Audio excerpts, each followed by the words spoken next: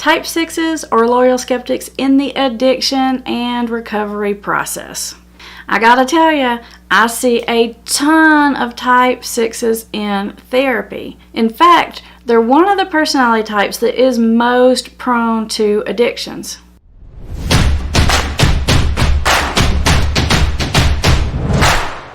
Now, of course, Type 6's can find themselves addicted to pretty much anything and everything. They can be workaholics, they can be addicted to any kind of substance, but I tend to see a lot of Type 6's that end up addicted to alcohol and or depressants like benzodiazepines or sleeping pills.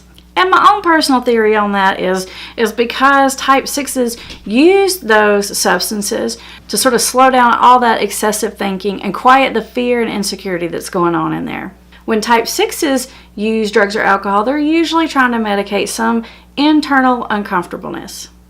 Now let's take a look at what Type 6's are like in the recovery process. I gotta say, I love seeing Enneagram Type 6's in therapy. And the reason is because they have a really great ability to think about their thinking. It's called metacognition. I just like that word. It sounds kind of cool, doesn't it?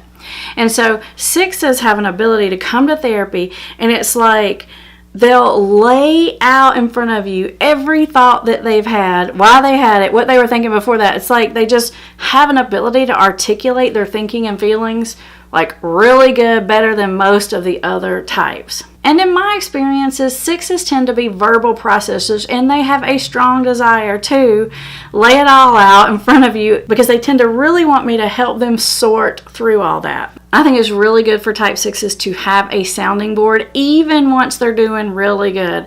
I find that with my Type 6 clients, they kind of need a maintenance session every 4 or 5 weeks, even if they're doing their best, because all those thoughts get in there, all those fears and insecurities, and they just get bigger and bigger and bigger. And they need someone objective to help them sort through it and say, yes, this is realistic, or no, that's not, or you're totally okay.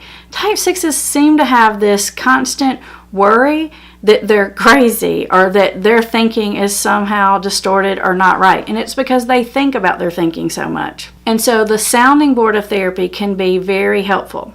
Now, the key to being helpful to a Type 6 is winning their trust, because like I said, they don't trust easily. If you watch the Type 6 general traits, then you know this. So one of the things that I do to help Type 6's be able to trust the therapy process is I show all of my cards. I am very transparent. I tell them what I'm thinking when I'm thinking it. I tell them what I'm going to do and make sure that they know everything that's going to happen, because that helps them feel secure. It helps them feel like they can trust me.